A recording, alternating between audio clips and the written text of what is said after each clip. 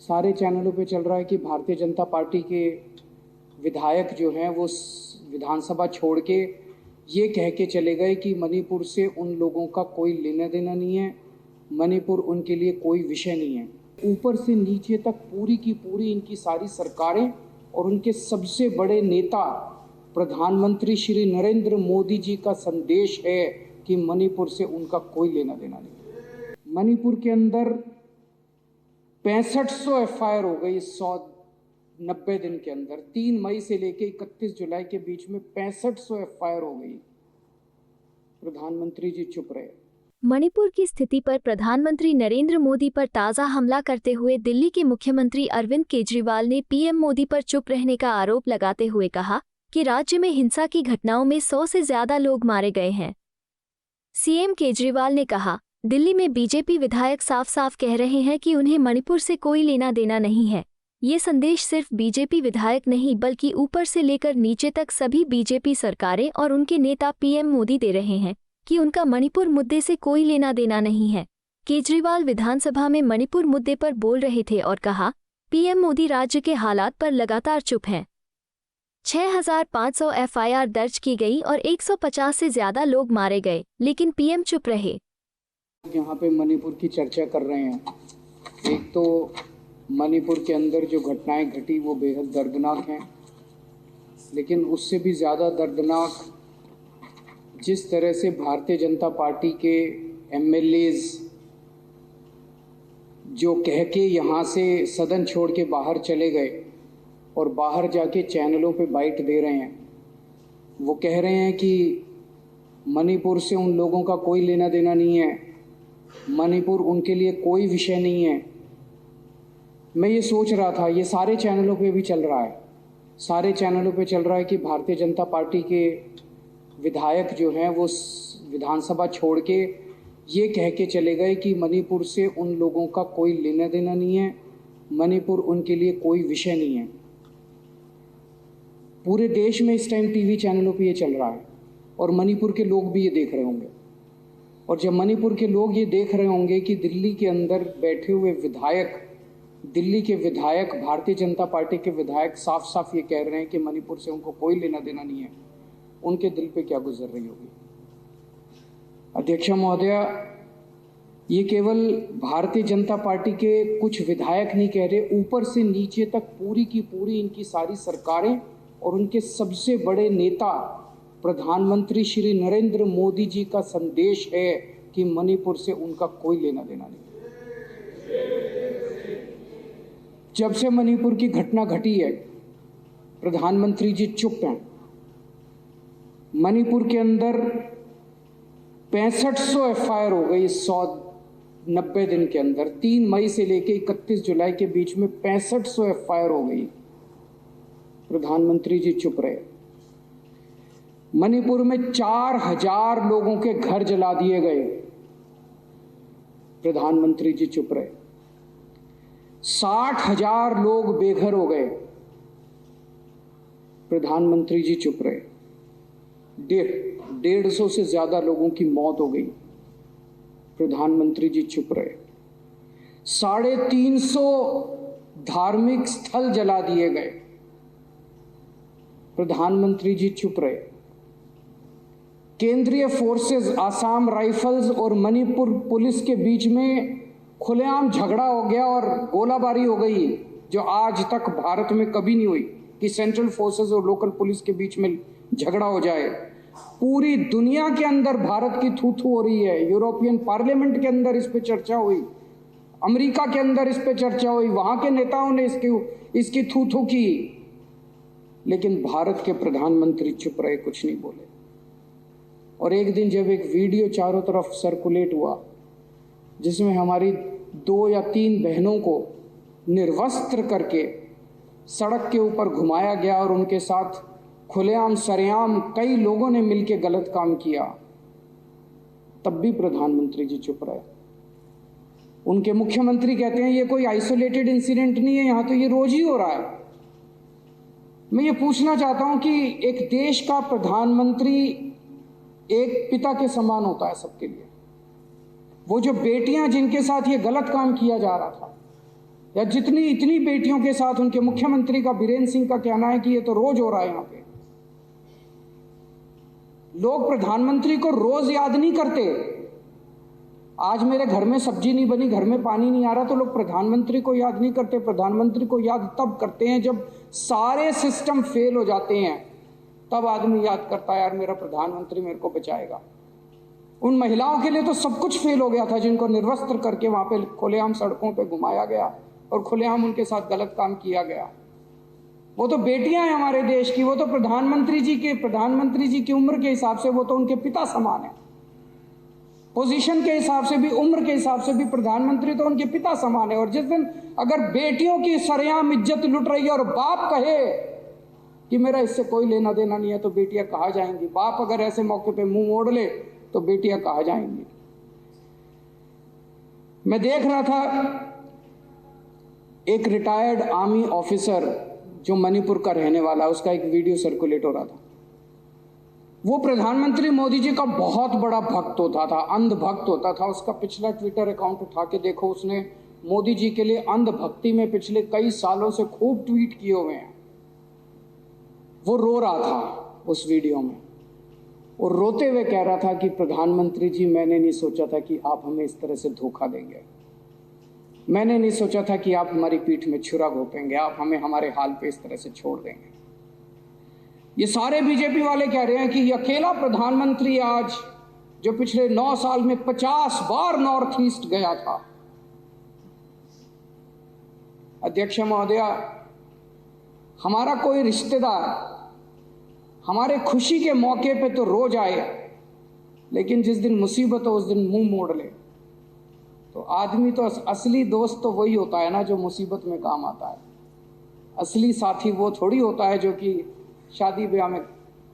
तो जब हमारे घर में मुसीबत आई, जब मणिपुर के अंदर मुसीबत आई, जब मणिपुर जल रहा था, लोग मर रहे थे, लोगों के घर जलाए जा रहे थे, महिलाओं के साथ गलत काम किया जा रहा था, तब आपको सुध नहीं आई। तब आप अपने कमरे के अंदर कुंडी मार के बैठ गए। पूरा देश इस टाइम स्तब्ध है और पूरा देश पूछ रहा है कि प्रधानमंत्री की चुप्पी का कारण क्या है। प्रधानमंत्री ना कुछ कर रहे हैं और ना कुछ बोल रहे हैं। प्रधानमंत्री की चुप्पी का कारण क्या है, ये पूरे देश के अंदर इस वक्त चर्चा का विषय। और ये पहली बार नहीं है। पिछले 9 साल के अंदर जब जब इस देश के ऊपर आपदा आई, जब जब इस देश के अंदर कोई आपदा आई, ये प्रधानमंत्री चुप हो गए, अपने कमरे में जाके अंदर कुंडी मार के बैठ गए। ये प्रधानमंत्री मैदान छोड़ के भाग गए। ये प्रधानमंत्री कहीं दिखाई नहीं दिए, लोग चिल्लाते रहे। अभी थोड़े दिन पहले मेरे को याद है, जंतर मंतर के ऊपर हमारी महिला पहलवान जंतर मंतर के ऊपर बैठी थी। उनके आरोप थे कि उनके साथ कुश्ती फेडरेशन के प्रेसिडेंट ब्रजभूषण सिंह ने उनके साथ छेड़खानी किया और उनके साथ गलत हरकतें की है। यही महिला पहलवान जब मेडल जीत के आई थी ओलंपिक के अंदर, तो प्रधानमंत्री जी सबसे पहले फोटो खिंचवाने पहुंच गए थे। और वो वीडियो भी देखा मैंने जिसमें उन्होंने महिला पहलवानों को कहा, बेटा तुम मेरी बेटियों के समान हो, कल को कोई दिक्कत हो मेरे पास आ जाना। जब उन महिला पहलवानों ने कहा कि हमारे साथ पिताजी, हमारे साथ गड़बड़ हो गई, हमारे साथ बदसलूकी हो गई, तो प्रधानमंत्री जी चुप हो गए।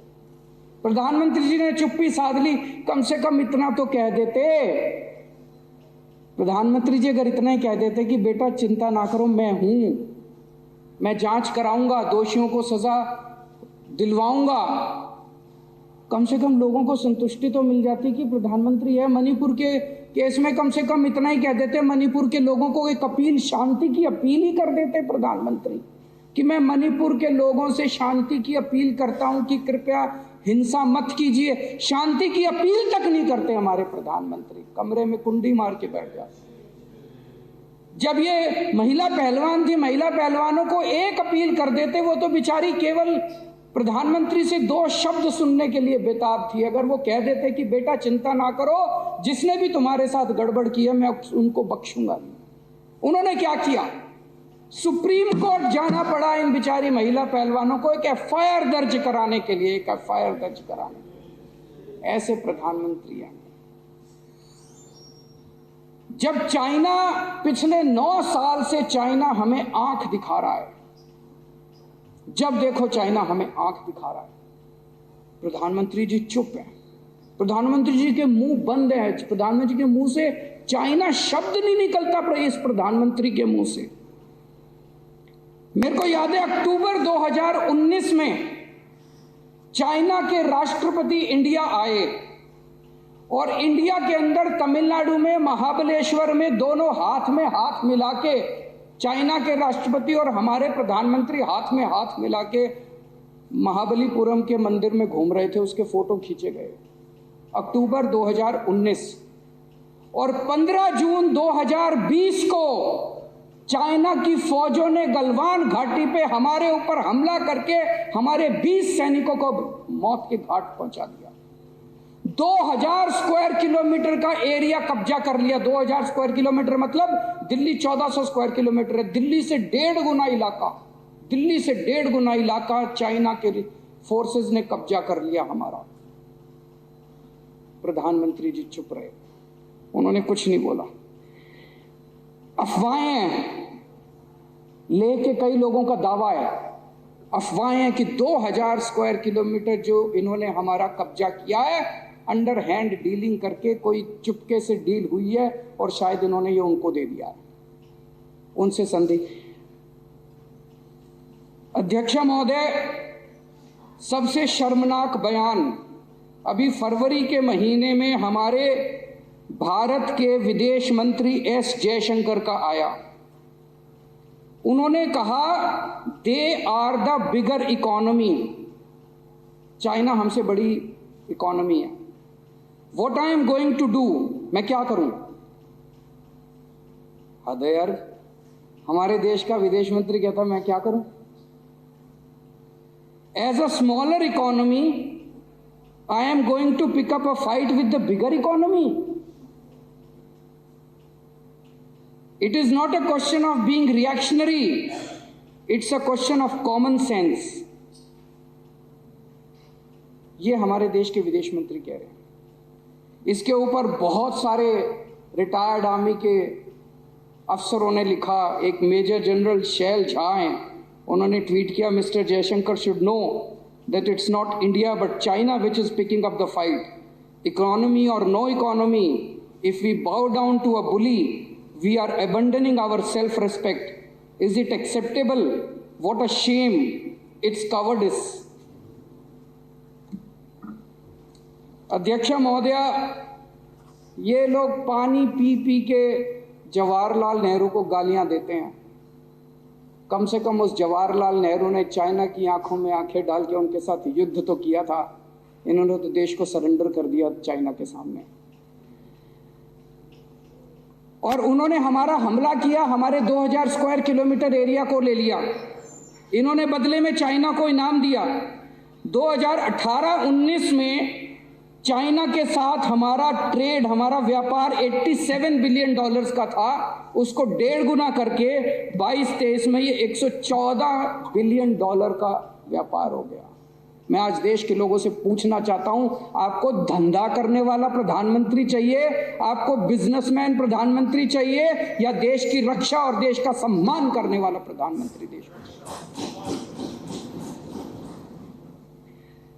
सब लोग ये जानना चाहते हैं कि प्रधानमंत्री चुप क्यों है। अगर हम एक ही काम कर देते, इसमें डरने की क्या बात थी? हम चाइना से इतना माल इंपोर्ट करते हैं, हम उनके साथ इंपोर्ट करना बंद कर देते।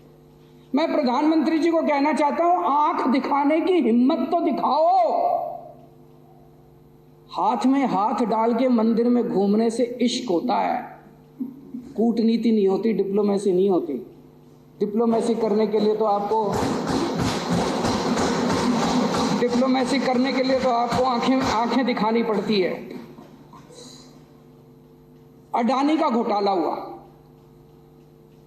एक हिंडनबर्ग रिपोर्ट आई जनवरी के महीने में, जिसने पूरे देश में क्या पूरी दुनिया के अंदर हलचल मचा दी। दुनिया का सबसे तीसरे नंबर पे अमीर आदमी था, तीसरे नंबर पे सबसे अमीर आदमी अचानक जो है उसकी, और पूरा बॉम्बे स्टॉक एक्सचेंज तहस नहस हो गया। लाखों इन्वेस्टर्स का पैसा डूब गया, LIC का पैसा डूब गया, बैंकों का पैसा डूब गया। प्रधानमंत्री जी चुप रहे।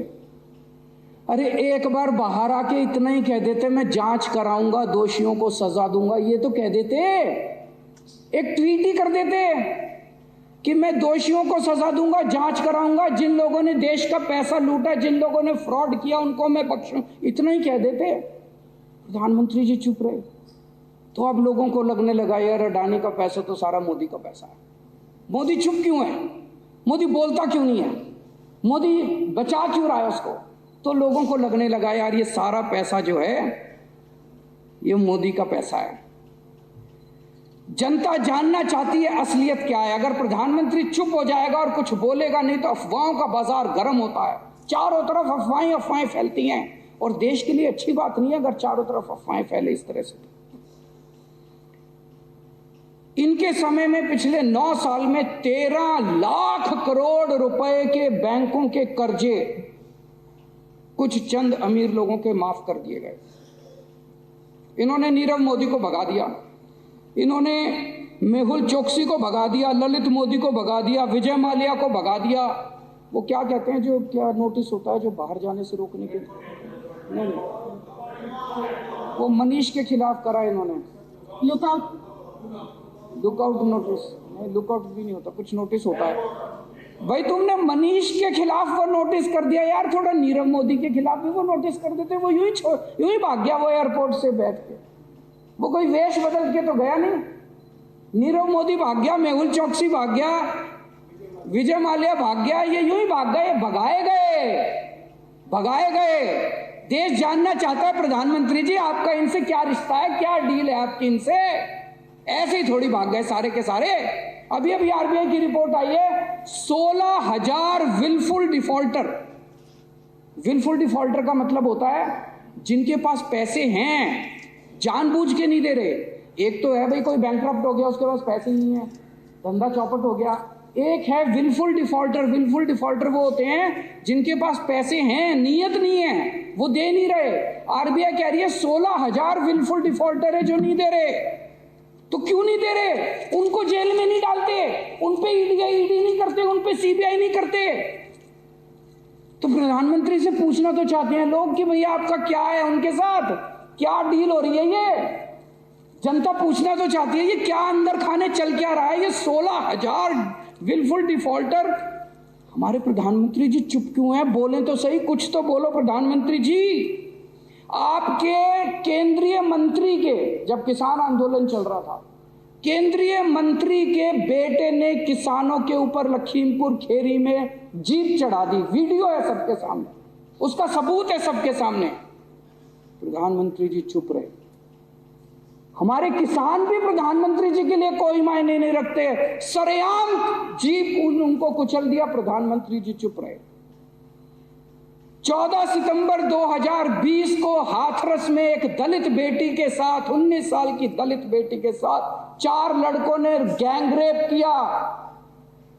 प्रधानमंत्री जी चुप रहे, कुछ नहीं बोले। और अभी हरियाणा के अंदर पहले नूह में और उसके बाद सोना में और फिर गुड़गांव के अंदर सरेआम 2 समुदायों के बीच में हिंसा हुई। पूरे दुनिया के अंदर छूत हुई। प्रधानमंत्री जी चुप रहे। अभी थोड़े दिन पहले एक भाषण दिया प्रधानमंत्री जी ने, फलाने उन्होंने 2-3 नेताओं का नाम लिया। फलाने नेताओं ने 17,000 करोड़ रुपए का घोटाला कर दिया। 3 दिन बाद प्रधानमंत्री जी उनको अपनी पार्टी में शामिल कर दिया। तो जनता जानना चाहती है जी 3 दिन के अंदर उस घोटाले का क्या हुआ। प्रधानमंत्री जी चुप रहे। अभी किसी ने सीएजी की रिपोर्ट आई है कि 18 करोड़ रुपए प्रति किलोमीटर की सड़क को 250 करोड़ रुपए प्रति किलोमीटर की सड़क पे बना दिया। प्रधानमंत्री जी चुप रहे। तो अब देश के अंदर चारों तरफ चर्चा हो रही है, क्या मोदी जी एक कमजोर, अहंकारी और भ्रष्ट प्रधानमंत्री हैं। आज ये सदन प्रधानमंत्री जी से अपील करना चाहता है कि बाकी बातें बाद में हो जाएंगी, मणिपुर को संभाल लीजिए, कुछ तो कहिए, कुछ तो करिए।